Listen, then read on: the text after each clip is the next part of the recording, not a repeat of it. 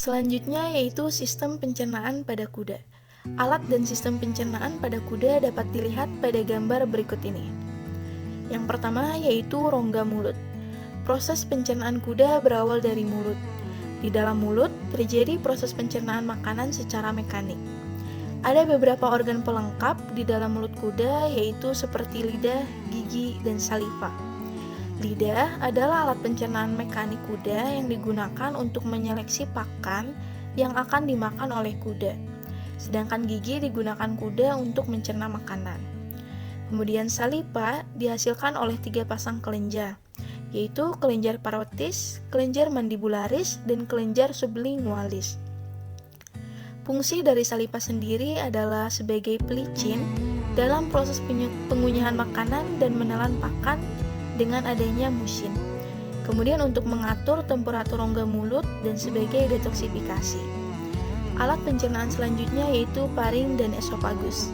Paring adalah penyambung antara rongga mulut dengan esofagus, yang mana ukuran esofagus sendiri ini biasanya sekitar 50 inci hingga 60 inci pada kuda. Di dalam paring dan esofagus ini tidak terjadi suatu pencernaan yang berarti. Kemudian alat pencernaan selanjutnya yaitu lambung.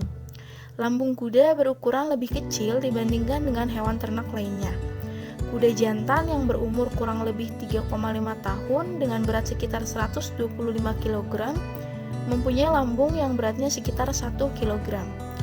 Kapasitas dari lambung kuda sendiri adalah sekitar 8 hingga 15 liter atau hanya 9% dari total kapasitas saluran pencernaan.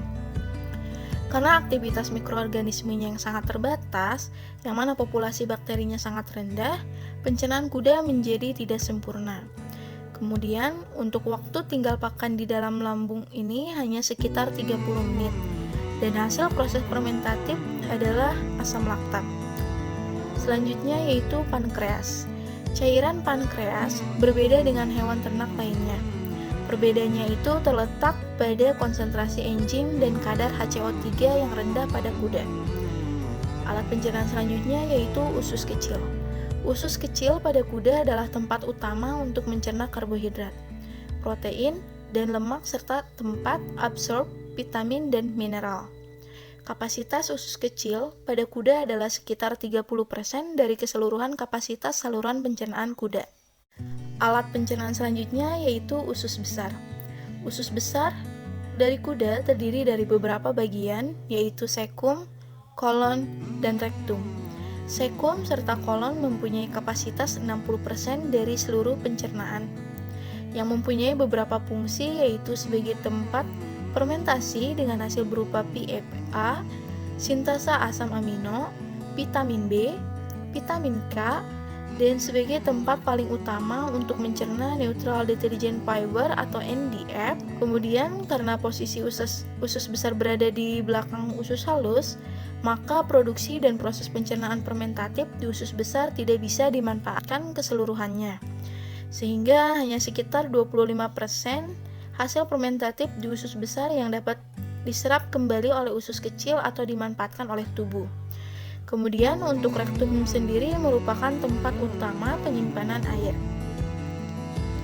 Selanjutnya yaitu anus. Organ terakhir dari sistem pencernaan kuda adalah anus. Secara umum, fungsi utama dengan adanya anus ini adalah sebagai tempat pembuangan sisa-sisa makanan yang tidak digunakan lagi oleh tubuh.